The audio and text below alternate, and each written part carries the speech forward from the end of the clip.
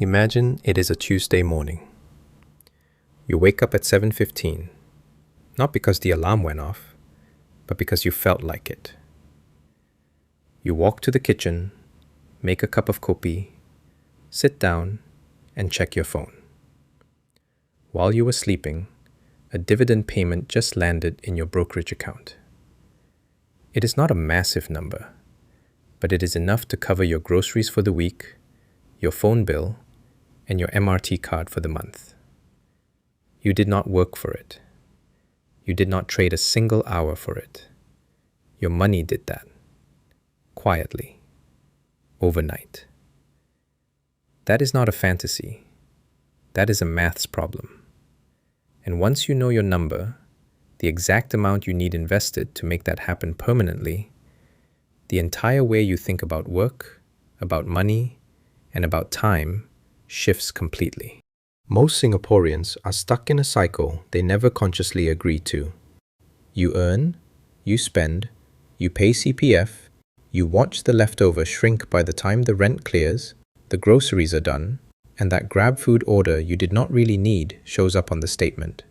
Then you do it all again next month. According to the latest ADP People at Work report, 60% of workers in Singapore are living paycheck to paycheck in 2026. 60%. That is higher than the Asia-Pacific average of 48% and higher than Japan, South Korea, and China. In one of the wealthiest cities on earth, with some of the highest salaries in the region, 60 out of every 100 people are one bad month away from financial stress. The problem is not your income. The problem is that your income stops the moment you stop working. And today, I want to show you exactly what it costs to fix that permanently. The framework is called the safe withdrawal rate. The version most experienced investors use is the 4% rule. The logic is simple.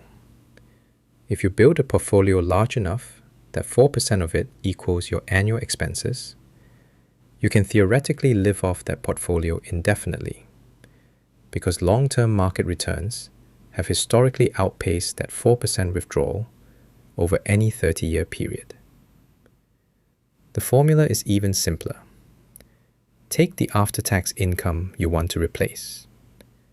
Divide it by 0.04. That is your freedom number.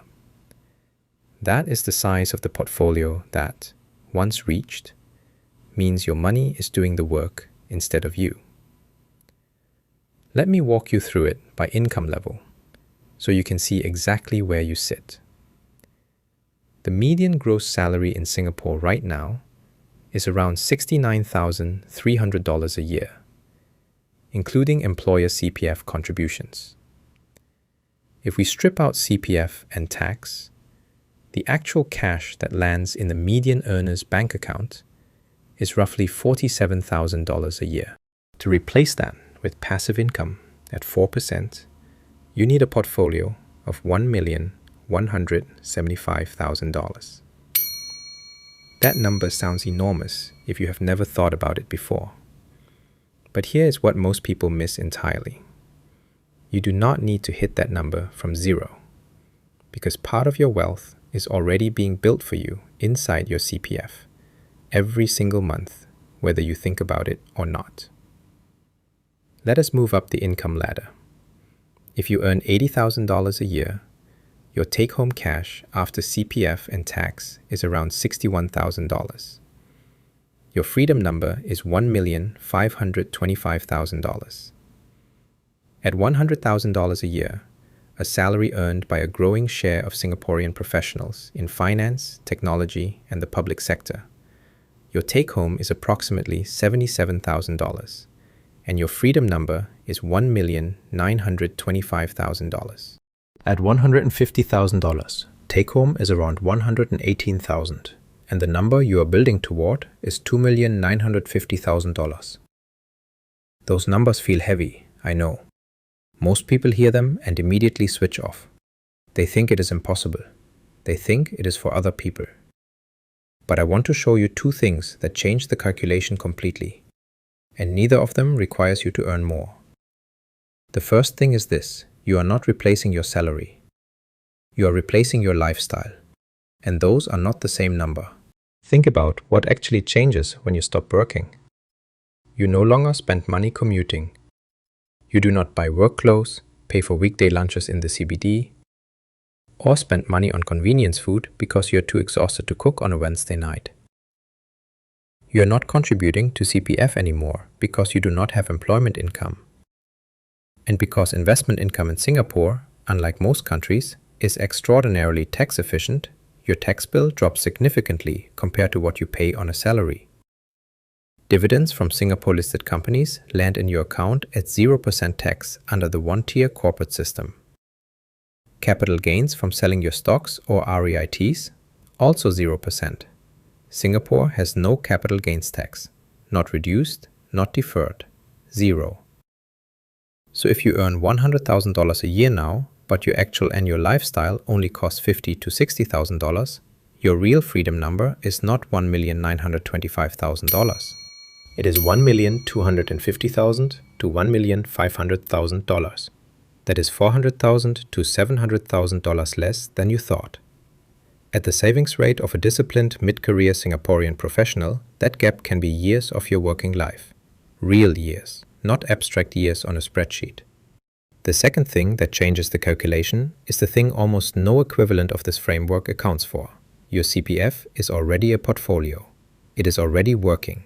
And for most Singaporeans, it is doing far more heavy lifting than they realize. Consider someone who is 35 years old, earning $100,000 a year.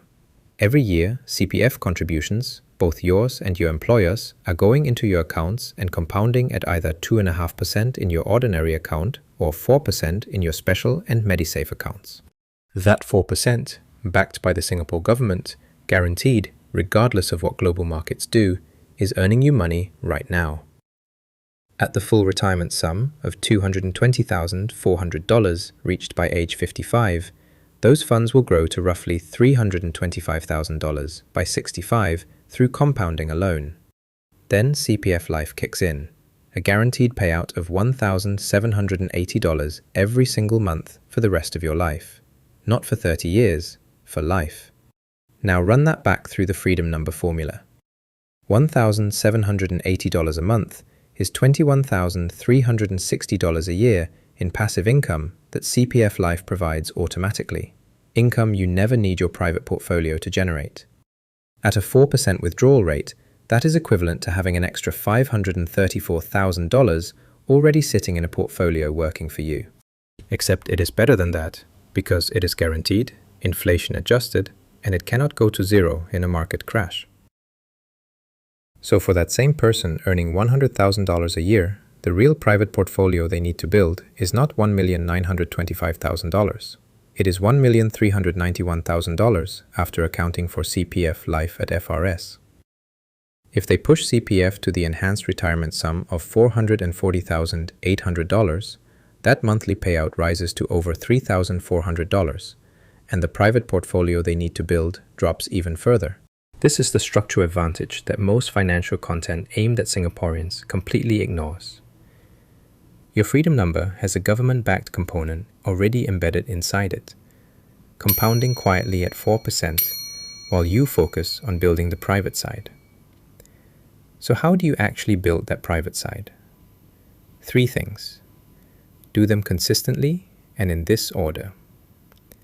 First, maximize the tax advantages the system gives you before anything else. If you have not maxed the voluntary CPF cash top-up to your special account this year, up to $8,000, with a full dollar-for-dollar tax deduction, do that before you invest a single dollar in the open market. 4% guaranteed, tax deducted, 0 risk. There is no retail product on earth that matches that risk-adjusted return for a Singapore tax resident. And if you have not opened a Supplementary Retirement Scheme account yet, open one before the 1st of July 2026, because the retirement age change on that date locks in your future withdrawal age 1 year later if you wait. Second, build your private portfolio systematically through Singapore's dividend ecosystem.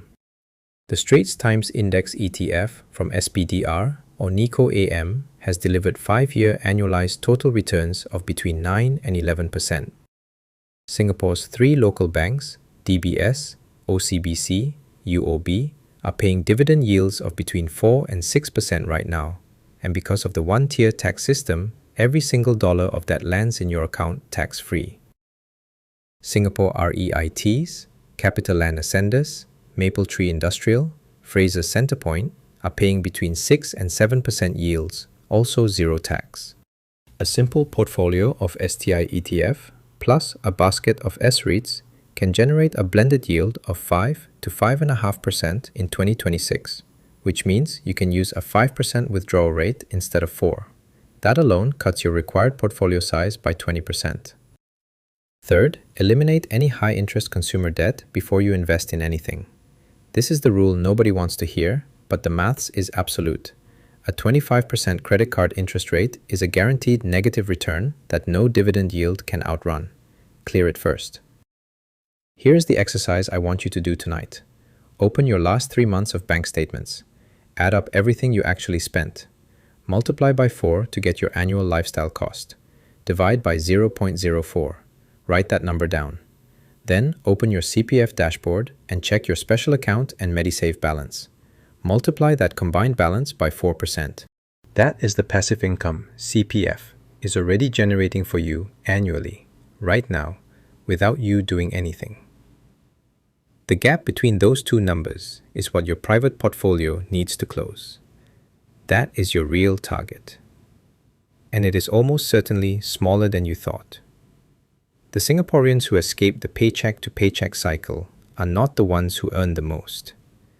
They are the ones who figured out their actual number, understood that the system is already partly working for them, stopped treating CPF as a tax and started treating it as a foundation, and then built patiently on top of that foundation with a simple, low-cost, tax-efficient private portfolio.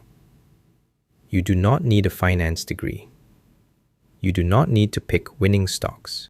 You need a number, a plan, and the patience to leave it alone while it compounds.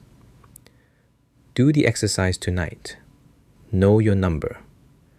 Because the Tuesday morning kopi that cost you nothing but time starts with a decision you make on an ordinary Tuesday, just like today.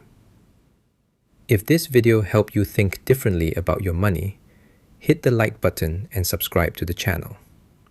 See you in the next one.